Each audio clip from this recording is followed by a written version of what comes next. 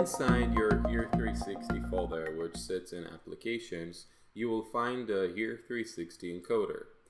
The encoder is a standalone tool that allows you to mux your mix with your video, just like the Facebook 360 workstation. But the Hear360 encoder has a few more tricks to offer. So let's see what Greg says about the Hear360 encoder. Standalone plugin. It's not a plugin in Pro Tools, it's a standalone application that you would load. In this case, you would pick 8-channel interleave file, because that's what you've recorded. But in Pro Tools, you might want to work with 4 stereo pairs, or Reaper, you might want to set up your session. Instead of recording 8 channels, you can record a bunch of, you can record 4 stereo tracks and group those together, right? Or 8 mono tracks. Whatever you decide to do, however you like to work, it's up to you.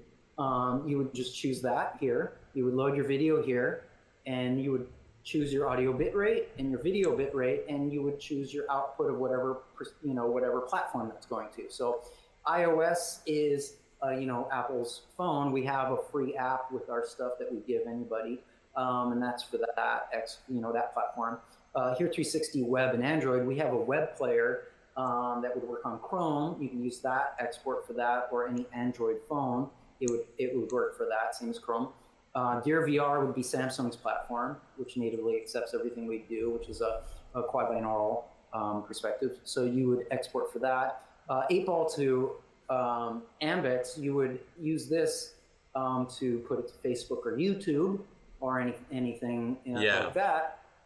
And Hear360 View is a way to just calibrate. This is not a platform export, but this is a way to recalibrate your video so it works with a lot of the audio DAW systems. A lot of audio DAW systems do not like to work with a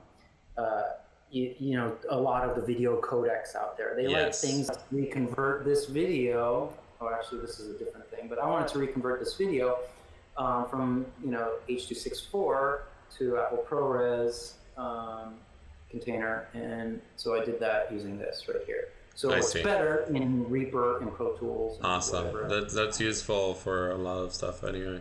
And for the MBX export over there, is that 4-channel or 8-channel?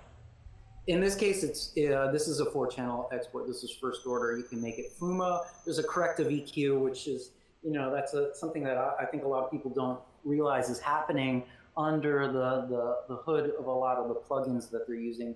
Some plugins don't have anything, but because of all the phase aspects that go into the Ambisonic presentation, whether it's first order or anything higher, it often has a lot of comb filtering above 4K and below 500 hertz, and people often EQ or use harmonic excitement in order to compensate for that, and this is one way to do that. So we built our own here that we just allow people to utilize.